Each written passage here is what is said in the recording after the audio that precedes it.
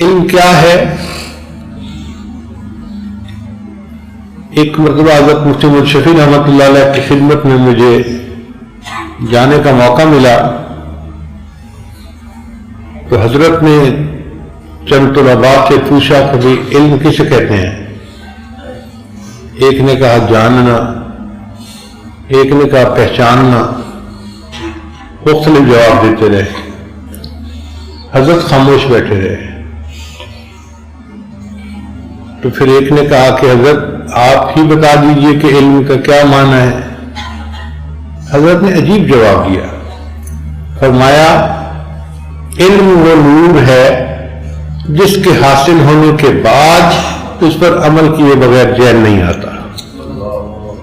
علم وہ نور ہے جس کو حاصل کرنے کے بعد اس پر عمل کیے بغیر چین نہیں آتا۔ تو علم ایک عجیب نور ہے، آتا ہے تو انسان کے من کو گرما دیتا ہے، آگ لگا دیتا ہے، اور پھر انسان عمل میں لگ جاتا ہے۔ اس لیے ہمارے حضرات نے فرمایا العلم بلا عمل کشجر بلا ثمر۔ علم بغیر عمل کے ایسے ہوتا ہے جیسے درخت بغیر پھل کے ہوا کرتا ہے۔ جس کو اللہ علم نافع عطا فرمائیں گے وہ عمل کے بغیر رہ ہی نہیں سکتا۔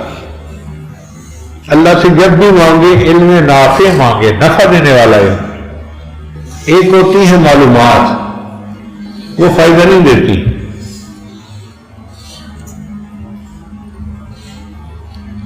جو فائدہ دیتا ہے اس کو علم نافع کہتے ہیں۔ اور یہ بھی ذہن میں رکھیے عزیز طلباء، علم حاصل کرنے کے دو طریقے ہیں۔ ایک ہے ذہانت کے طریقے سے علم حاصل کرنا، کہ انسان دودھ پیے، اچھی غذا کھائے تاکہ ذہن تیز ہو، اور وہ پھر عبارتیں یاد کرے، کتاب پڑھے اور معنی یاد ہوں اور اسے علم حاصل ہو۔ جو ذہانت کے طریقے سے حاصل ہوتا ہے اس میں بندے کو عبارتیں تو یاد ہوتی ہیں، عبادتیں یاد نہیں ہوتی۔